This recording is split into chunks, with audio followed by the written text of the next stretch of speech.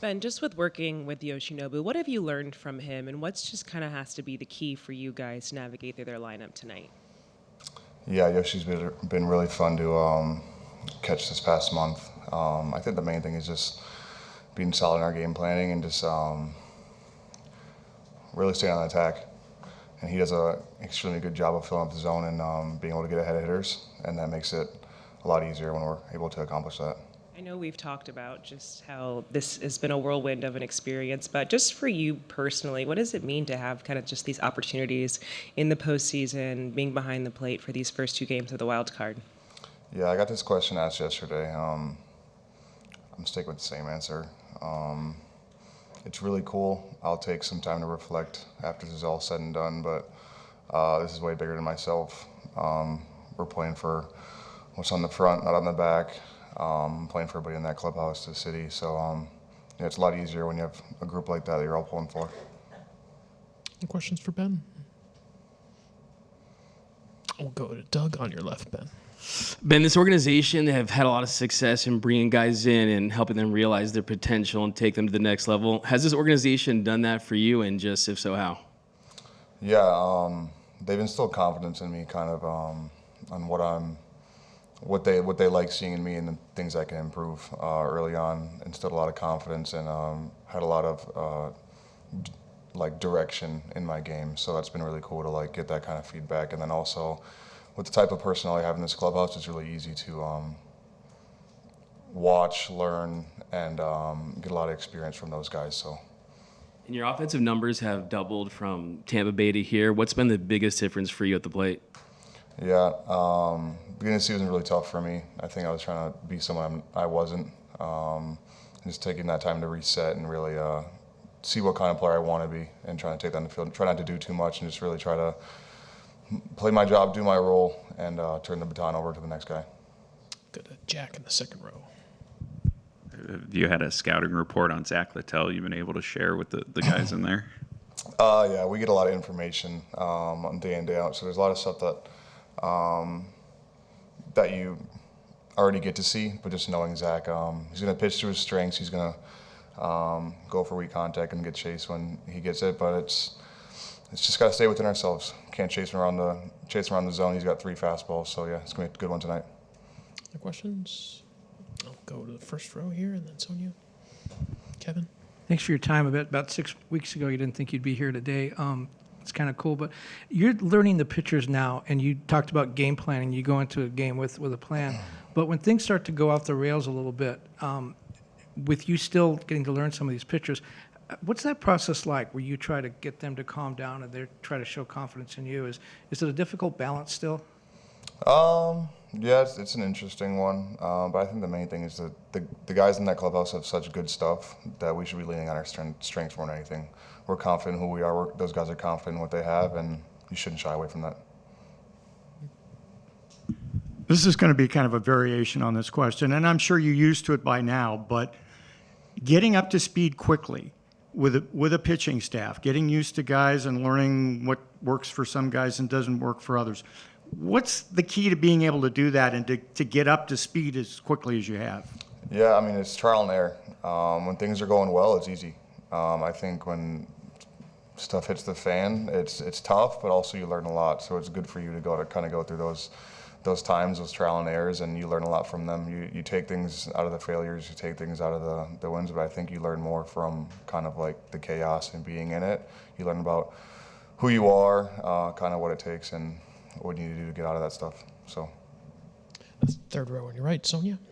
Ben, over the time that you've been with this team, you kind of have seen them round into form a little, finishing out September strong. Was there something that you noticed just that kind of allowed the focus to be better or the quality of play to improve? Yeah, I think everyone just kind of feels in the air that October's coming. Everyone's getting excited. Everyone wants to play good baseball, kind of rallying around each other. It's really fun to see.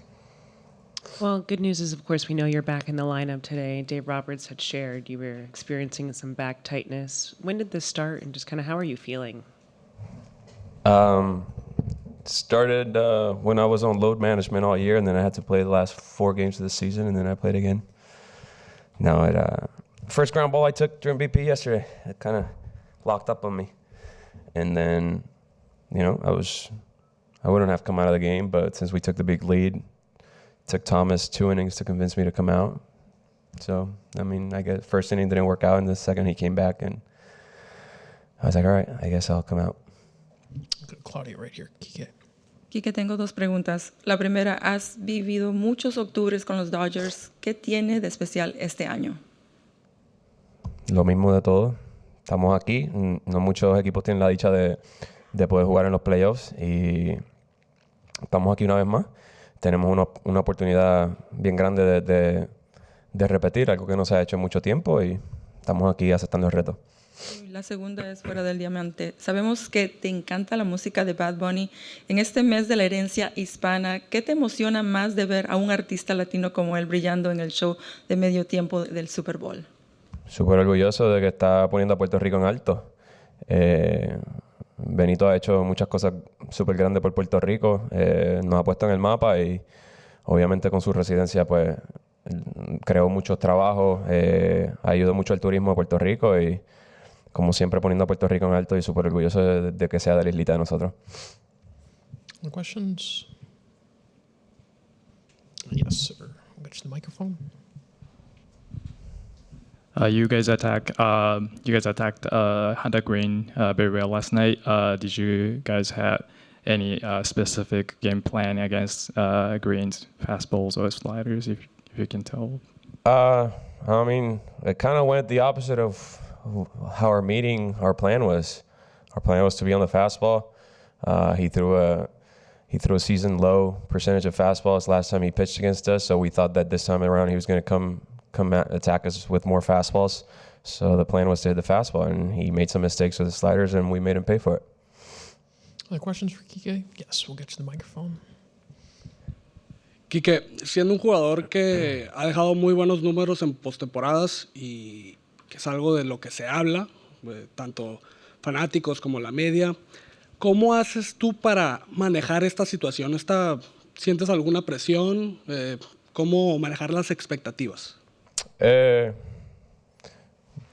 veces he dicho que sí, que crea un poquito de presión en el sentido de las expectativas y todo eso, pero tal vez eso es antes del juego. Ya una vez yo me paro en el terreno y empieza el juego, yo no estoy pensando en eso, estoy pensando en concentrarme en el picheo que se está jugando en ese momento y más nada que eso, porque ahora la verdad es la misma pelota de siempre y gracias a Dios he tenido la dicha de participar en muchas postemporadas y tengo mucha experiencia y eso es algo que siempre ayuda. Good. Third row. Yoshinobu was kind of talked about the conversation you had with him last October, just about getting the confidence back in him before Game 5. What differences do you sort of see year to year in Yoshinobu? How much more confident does he look this year? He looks, obviously, the answer, it answered itself by looking at the season he had.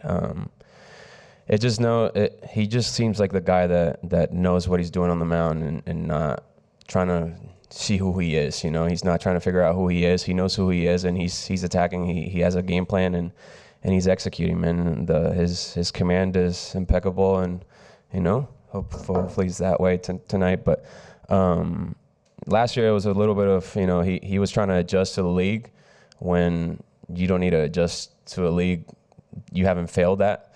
And this year it's just I'm gonna go with my game plan. I'm gonna throw my game, and I'm gonna let itself play out. And that's what he's done all year. And he had a great year. Right up front, Kirsten. The feel amongst the group has just been it's about the final 6 weeks, how you guys closed out the regular season, and of course looking into October for a deep postseason run. As you guys go into this one tonight, what is the feel just amongst the group looking to close out this wild card? I can only answer for myself, but they have a very young, hungry, talented team on the other side, and we gotta get on top early, and we gotta keep adding on to the lead. I feel like last night maybe they feel like even though they lost, they might feel like they regained the momentum by scoring a couple of runs at the end of the game. But we just gotta go on the attack early and let Yoshi do his thing on the mound, and hopefully we can put some runs on the board for him, and hopefully we can close this thing out tonight because a lot of us could use the extra day off. Go to the second row, Kike, Jack. The team has talked so much about how much they trust you when you get to October. When you go through a year where you're dealing with injuries and other stuff, like, does that kind of help knowing that, you just kind of have to figure it out at some point, and that when you get to this spot, if you're feeling good, like, the opportunity is going to be there when you're kind of building up to it? Yes and no. I mean, I wasn't really sure if I was going to be playing, like, what role I was going to be taking part of. It wasn't until Muncy went down 4 days before the season ended that I was able to consistently play against right-handed pitching. And I mean, I know they brought me here for these type of moments.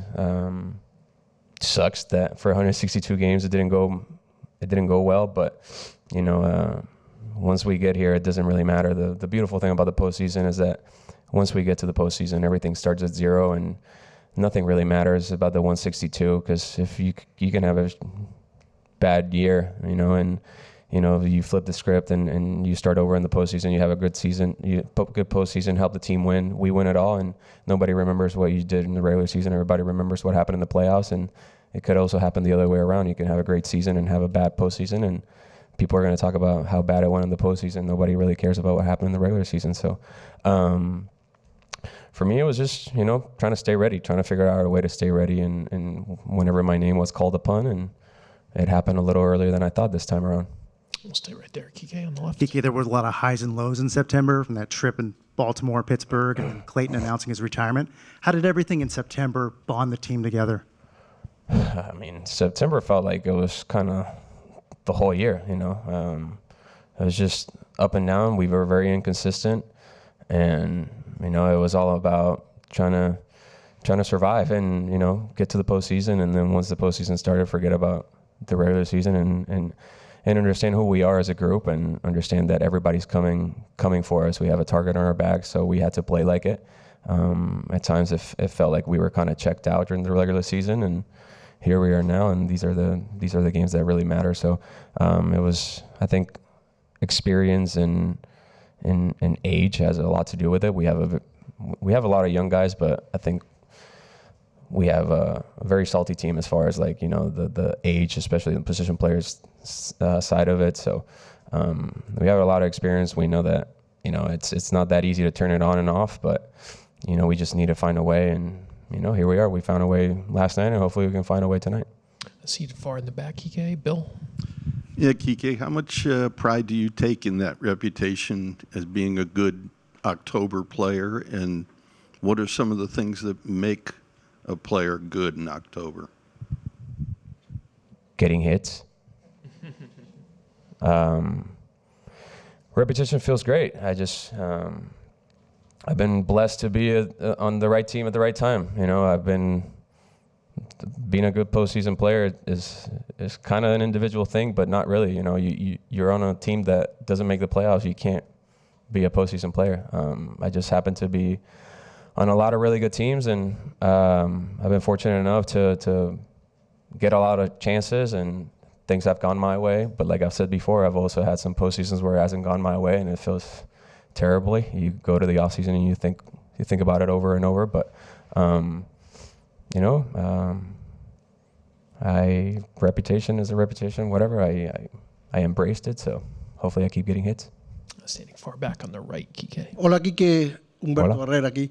¿A qué atribuyes esta asistencia de la comunidad, de los aficionados que rebasaron los 4 millones esta temporada? ¿Y cuál es el mensaje hacia ellos? Es lo que esperamos. Todos los años lideramos la liga en fanaticada, o sea, en promedio por noche y en total por el año. Es algo que es una responsabilidad bien grande. Sabemos que la fanaticada nos apoya. Ellos llegan al parque y nos apoyan, y es cuestión de nosotros poder ponerles un buen show y ganar el juego. Pero nosotros no seríamos lo que somos sin la fanaticada. La fanaticada, los días que no nos está yendo bien, ellos traen la energía, y eso hace que tal vez el juego cambie. Así que nosotros no seríamos lo que somos sin la fanaticada, y le digo gracias por seguir llegando al parque, viniendo, apoyándonos, y esperemos que este año podamos repetir. do a couple more. Doug up front. And Kike, Andrew said yesterday that your October history was a big factor in bringing you back here. Just from like a mindset standpoint, just how do you handle those expectations of just kind of being one of the best postseason players of your generation? The hardest thing to do is taking it one day at a time, but the reality is you're only living today, and what was done yesterday is already paid for. It's already done, and nothing matters but today. So you just try to take it one day at a time, and then once the game starts, you try to take it one pitch at a time. During a game, you never know which run is going to win you a game, and in the postseason, I feel like you never know which pitch is going to win you a game. So I think that mindset of taking it one day at a time, one pitch at a time, is the one that allows me to, quiet the noise and, do what I have to do. And you mentioned on a podcast that that moment you had with Rich Hill before the Cubs series where you hit the 3 home runs. Have you tried to impart that on any of your teammates to try to kind of make them feel more comfortable in the postseason, just kind of inspire them a little bit? Yeah, I mean, it's kind of part of understanding what your role is within a clubhouse, within a locker room. And even though I feel like I'm still 12 years old, I also understand that I'm one of the veteran guys and one of the older guys. So, it's just finding a way to recognize who needs the pep talk or whatever it is they need, and picking and choosing the right time to do it. So yeah, I've had my moments with certain teammates, and it's just part of your role within the locker room. Dave, I know we've talked at length about Yoshinobu and what he's been able to do and achieve this season, but what did you learn from him from the postseason last year, how then he entered into this regular season, and what prepares him for just this game and really big moments, hopefully, this postseason? I think what I learned is, he prepares very well, very intentional with his preparation. I learned that the moment isn't too big for him, any moment. I learned that, he has the ability to make pitches when he needs to. He always seems like the best option. And yeah, I think that if you're talking about a player from last year to this year, I'd probably say he's number one on the growth chart, considering, coming over here and trying to get his feet wet, trying to learn the culture, the game, the hitters, create a routine for himself to then, be a really big game pitcher. I see you near the back. Bill. Yeah, Dave, what did the 8th inning do as far as making you rethink your bullpen? I just, looking back at it, I think that Alex is a guy I'm always going to trust. I think that he's earned that, and just wasn't particularly sharp last night. I just think that it was one of the few times that we've seen Edgardo lose command, and the game sped up, in my opinion. And I think Jack, coming into that spot right there, it was a tough spot, but I liked the way he kind of settled in and continued to make pitches against Stevenson to then ultimately punch him and gets the pop-up from Ke'Bryan. So, I thought it was a good lesson for them, more so for Enriquez and Jack. But, I still, evaluating and, we learn from things, so I'm kind of there. I'm not really, saying much, but you learn a lot from that inning. Play our daily what if game. What would it take to see Shohei come out of the bullpen tonight? I don't see that happening. I don't see that happening. Go to the second row. Hey, Dave.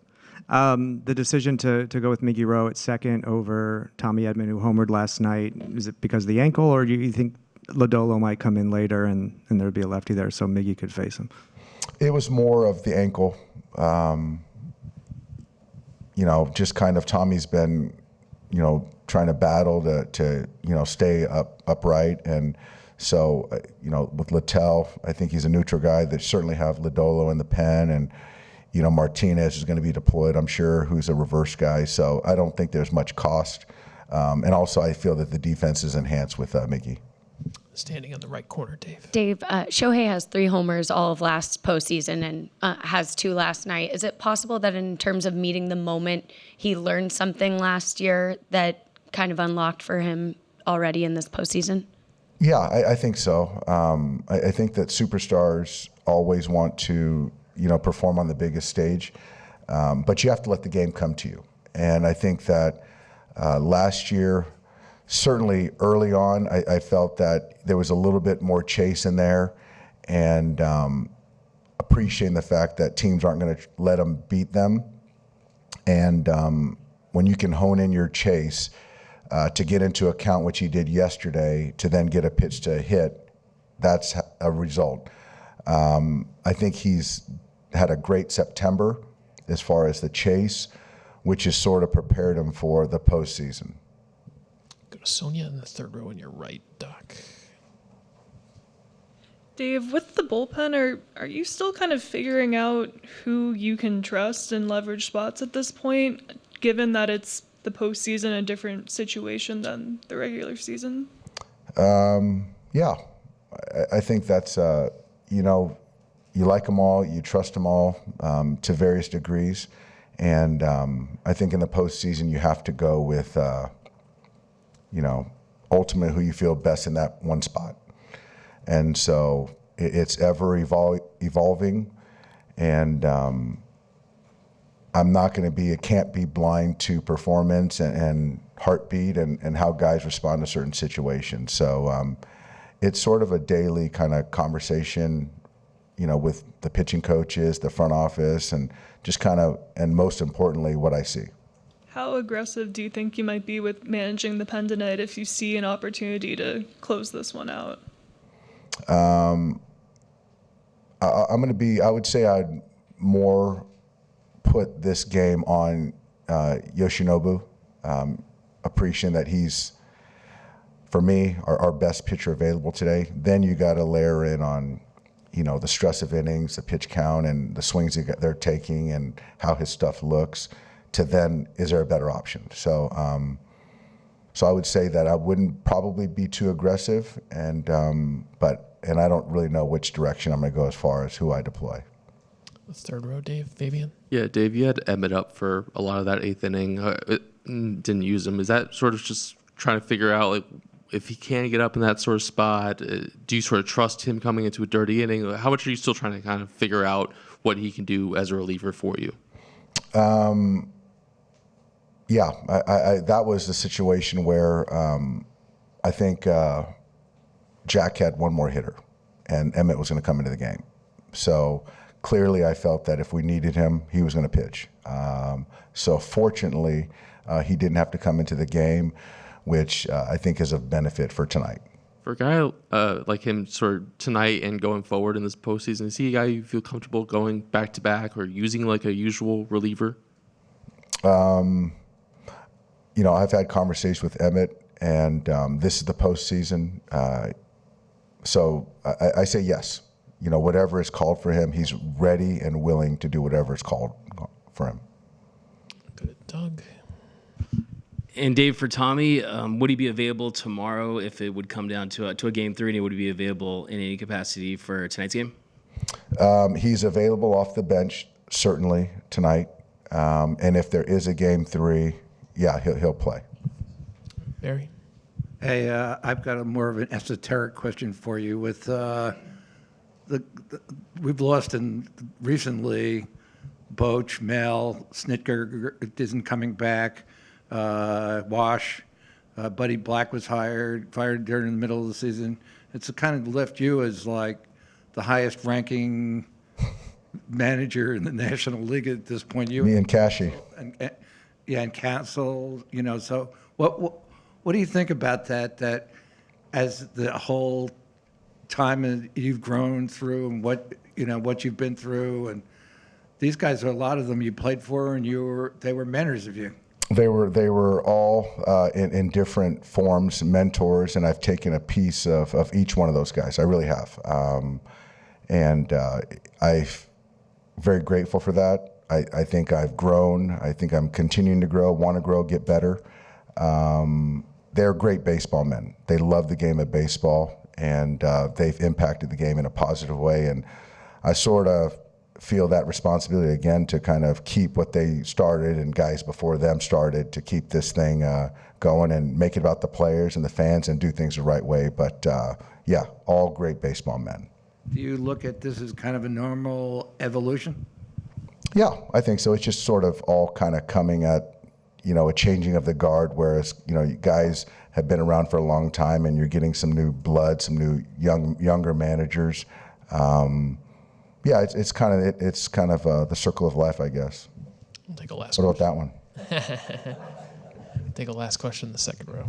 So last one for me, Dave. If your bullpen guys, your regular guys, show you a little bit more what they showed yesterday, they don't have it that night or they're not commanding the zone, would you consider, whether it's Sheehan or Robleski or Roki, going 6 outs, 9 outs, bulk to finish off a game for you?